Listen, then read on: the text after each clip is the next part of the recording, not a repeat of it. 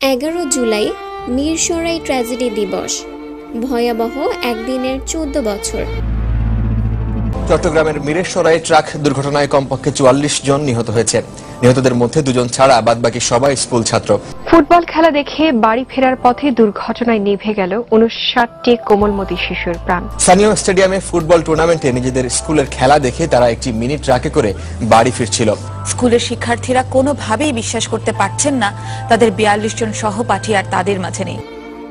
11 জুলাই 2011 সালের এই দিনে চট্টগ্রামের মিরসরাই উপজেলায় ঘটে যায় এক ভয়াবহ সড়ক দুর্ঘটনা, যা কেড়ে নেয় 45টি তাজা প্রাণ।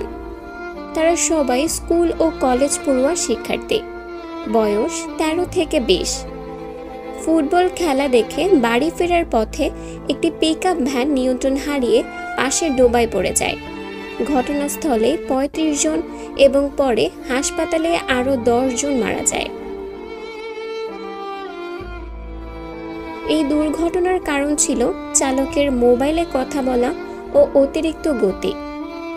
নিহতদের বেশিরভাগই ছিল আবু তোরাব উচ্চ বিদ্যালয়ের ছাত্র, কেউ কেউ ছিল প্রাথমিক বিদ্যালয়ের ও কলেজের শিক্ষার্থী। এই শিশুরা হয়তো বড় হয়ে হতো আমাদের সমাজের আলোকিত মানুষ, ডাক্তার, ইঞ্জিনিয়ার, কবি, শিক্ষক বা নেতা, কিন্তু সব যেন শেষ হয়ে যায় এক মুহূর্তেই।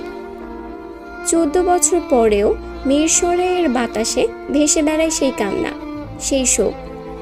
বন্ধুরা আজও খুঁজে ফেরে হারিয়ে যাওয়া মুখগুলোকে। সেই স্মৃতিকে ধরে রাখতে নির্মাণ করা হয়েছে স্মৃতিস্তম্ভ আবেগ, যা এখন দাঁড়িয়ে আছে আবু তোরাব উচ্চ বিদ্যালয়ের প্রাঙ্গণে 45টি ছবির নীরব সাক্ষ্য হয়ে। কিন্তু প্রশ্ন রয়ে যায়, আর কত প্রাণ গেলে থামবে সড়ক দুর্ঘটনার ভয়াল থাবা? আমরা আর কোনো আবেগ দেখতে চাই না। আমরা চাই নিরাপদ সড়ক, সচেতনতা, জবাবদিহিতা। স্মৃতি নয়, বাস্তবতাই হোক আমাদের শিক্ষা।